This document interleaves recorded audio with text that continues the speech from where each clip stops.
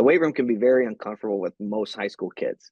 I'd say majority are uncomfortable more than the majority that are comfortable in a weight room. And I always remind our seniors and juniors one thing when I tell them this is you were once there. You may not remember it, but I've seen you there. And I remember when you were just like them, new, scared, training with older kids, not knowing it, reciprocate, right? And lead. I lean on my seniors. I lean on my juniors to help coach the younger kids.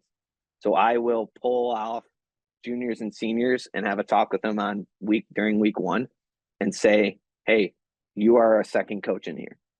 They love hearing that. They love that confidence that I give them. It empowers them. It makes them feel as though they have learned, that they do know what they're doing in here and they've earned that.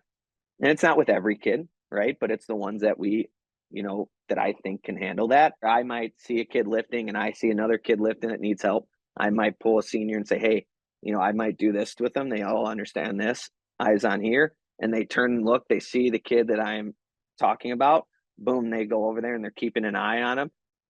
If I pair a senior with a 7th grader, I'll make a conscious effort to come back to those two. And I'll ask the middle schooler, hey, how's my, the senior doing?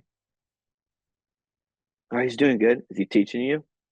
And the senior's like looking at the kid like, and usually they're like, yeah.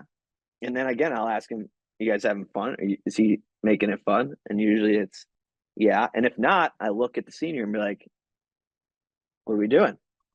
And then they get the picture, right? And then you start creating that, that camaraderie.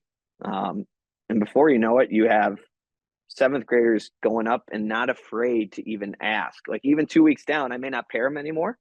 They may still go back to that senior and ask them. Why? Because they built a small relationship. They feel comfortable asking. There's leadership in a nutshell right there for you. And so that's always the goal.